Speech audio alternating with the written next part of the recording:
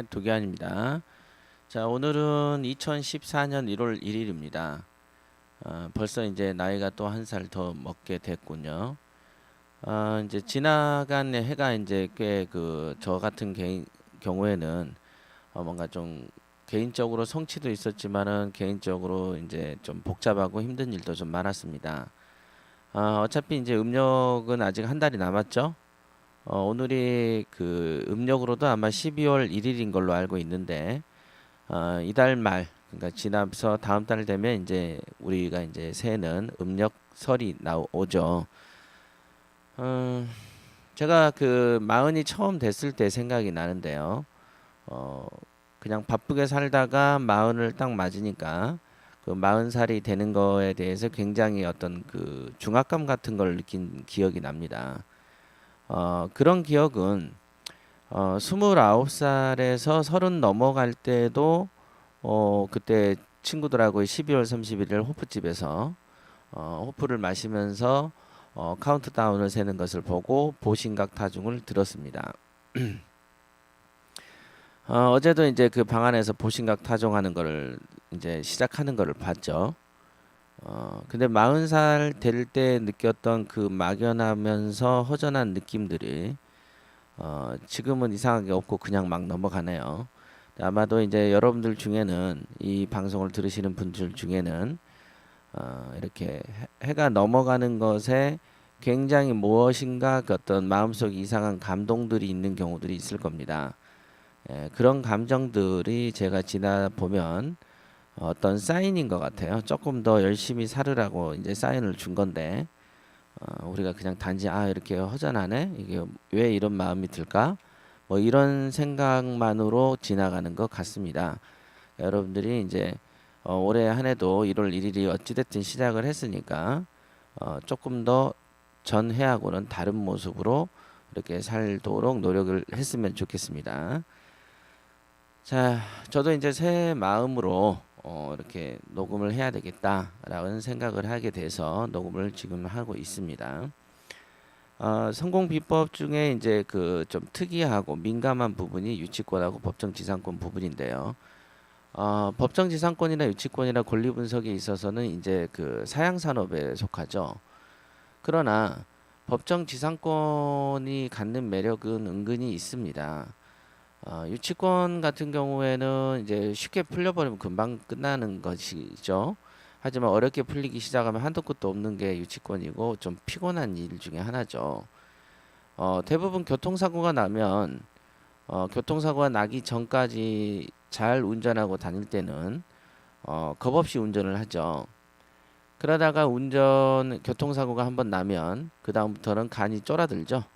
그래서 이제 어, 오히려 정상보다 더 소극적이고 무능한 모습으로 이렇게 가지 않습니까? 이제 그게 바로 사고 이제 증후군, 후유증 뭐 이런 건데, 유치권도 그렇습니다. 재수가 좋으면 그냥 가지만 뭐 1년에 한 번이나 2년에 한 번 만날 수 있는 진상을 만나면 이제 나름 스트레스를 받고 사고를 당하는 것과 동일하게 무능해지죠. 그 다음에 머리가 굳기 시작합니다. 그게 이제 리스크죠, 리스크. 그러나 법정 지상권에 있어서는 그런 그 사고의 어떤 리스크가 없습니다. 어, 법정 지상권의 권리 분석을 제가 교육을 할 때 하는 소리가 법정 지상권은 있는 것으로 인정하라라는 것이죠. 법정 지상권이 아니고 철거의 대상이 되는 것을 찾아내겠다라는 것은 소설입니다. 법에서는 그런 게 있죠. 법정지상권은 이러이러한 경우에는 성립하고 이러이러한 경우가 아니면 성립하지 않는다라고 정해 놓으니 법정지상권이 성립하지 않는 것을 찾아내려고 노력하는 그런 모습들이 교육 현장에서 보이죠. 그러나 일단은 그거를 입증하는 건 하늘의 별 따기라는 걸 제가 말씀을 드리고요. 우선적으로 법정지상권이 존재할 가능성이 있다 그러면 존재하는구나라고 생각하시고 투자를 하시면 되겠습니다. 이거 같은 경우는요, 수유동 법정지상권 토지 했는데 재개발을 바라보고 투자한 이런 표현이 있죠. 예, 이 지역이 이제 재개발이 될 수 있는 자리였고요. 제가 이 물건을 살 당시에 불과 몇백 미터 앞쪽에서 그 재개발은 아니지만 아파트 몇 동을 지었습니다. 그때 이제 토지 수용하는 것을 제가 봤고, 이게 또 지하철에서 거리가 가까운 곳이죠. 그러나 지금 이걸 산 지가 꽤 됐어요. 그러나 지금까지도 재개발 얘기는 없죠. 왜냐하면 그 전 정권에서 그 도로 건너편이 뉴타운 지역이었습니다. 근데 뉴타운이라는 건 아시겠지만은 그 서울시나 그 이제 대통령이 돼서도 뉴타운 사업을 진행하다가 더 큰 4대강 사업 쪽으로 돈이 들어가면서 전국에 있는 뉴타운이 올스톱하지 않았습니까? 그 여파로 오랜 시간 동안 이게 그 묶여 있는 것이죠. 아마 어떤 그 4대강이라든지 이런 걸 하지 않았다면 분명히 지역 개발, 즉 뉴타운에 더 많이 돈이 들어왔을 것이고, 그랬다면은 아마 이제 저도 이 투자한 부동산을 높은 가격에 사고 팔았을 겁니다. 그런 역사가 있는 땅이죠, 이 땅은.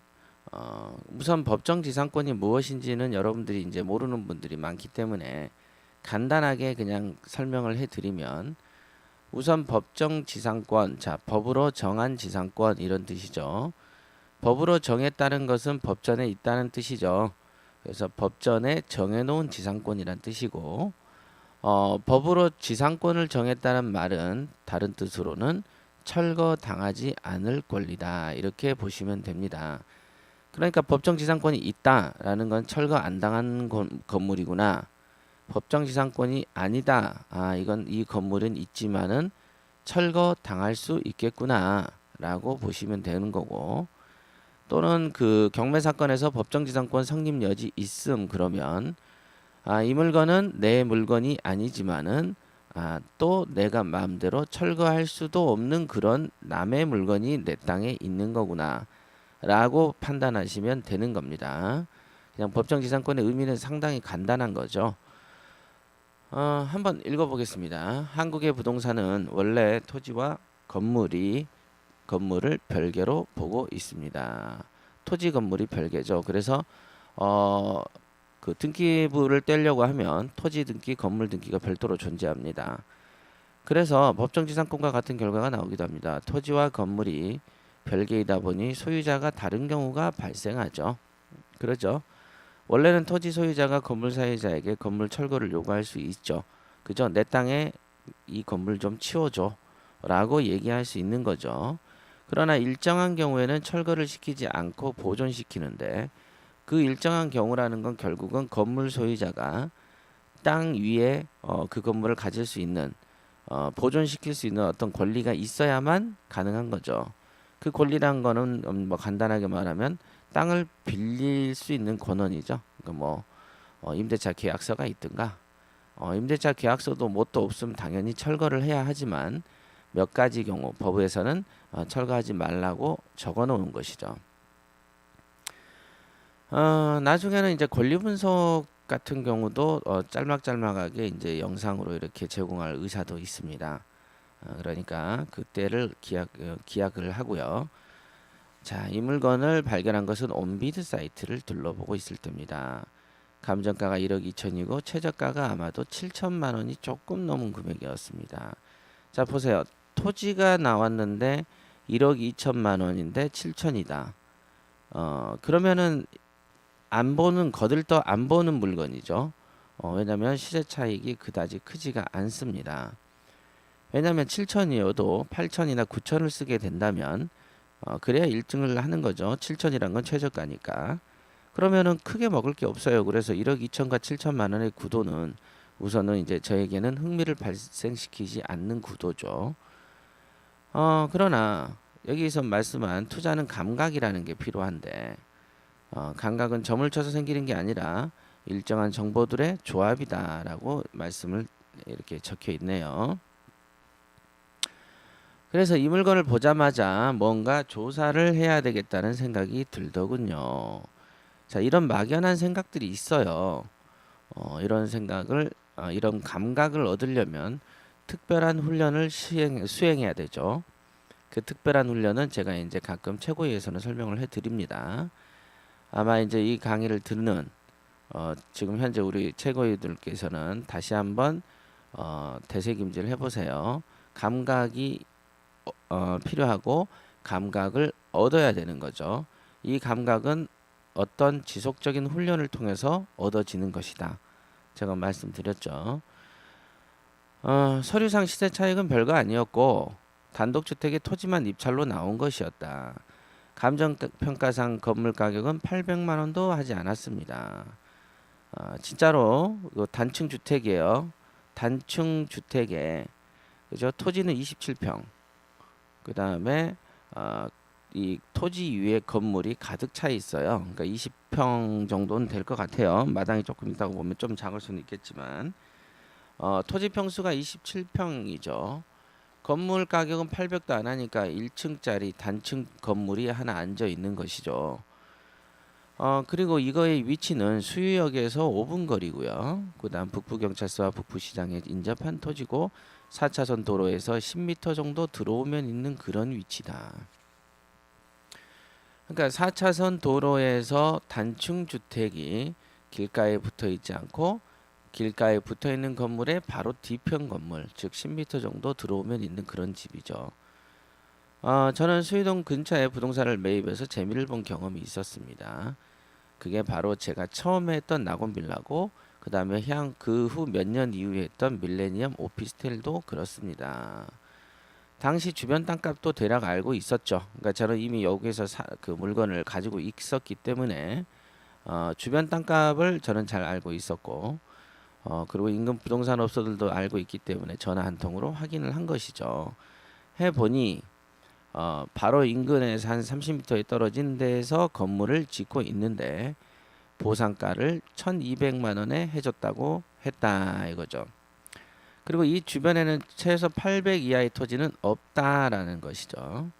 예를 들면 27평이니까 평당 1,000이라고 보면 2억 7천짜리죠. 근데 아까 감정이 얼마였죠? 1억 2천이 7천 되어 있었습니다. 그러니까 감정 가격이 매우 저평가되어 있었다 이거죠.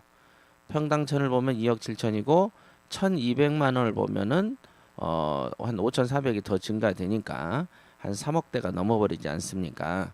그러니까 1억 2천짜리가 7천 된 게 아니고 3억짜리가 7천 되어 있는 거라고 보십시오. 그러면은 좀 다르게 보이죠?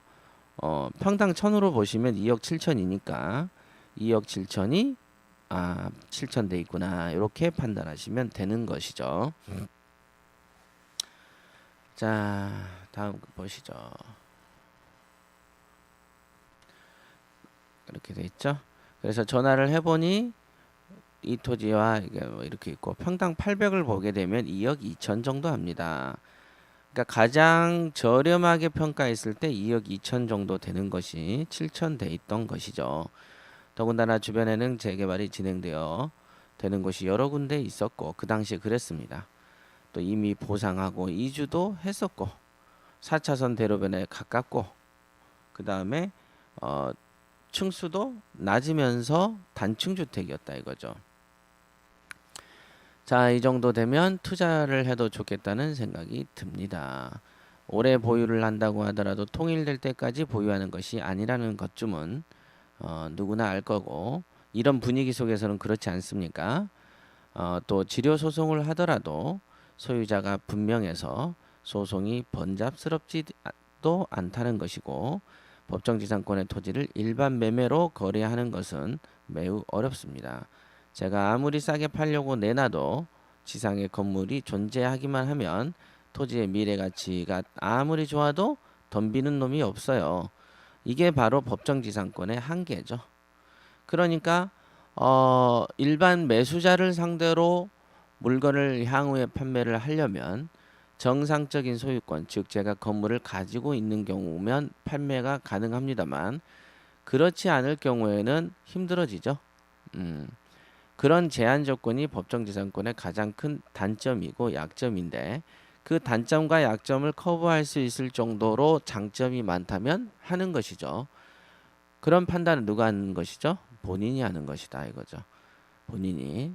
자, 요거면 구도가 좀 잡히시죠. 27평짜리 토지가 공매로 나왔고 평당 1,000만 원 보면 2억 7천인데 현재 최저가 7천 돼 있고 위에는 단층 주택이 존재하는 건물이다. 법정지상권은 철거 당하지 아니할 권리를 말한다. 자, 오늘은 여기까지 하겠고요. 다음에는 요 아래에 있는 원래 지료 문제는 소송으로 한다. 자, 이 문제에 대해서 교육을 해드리겠습니다. 오늘도 즐거운 하루 되십시오.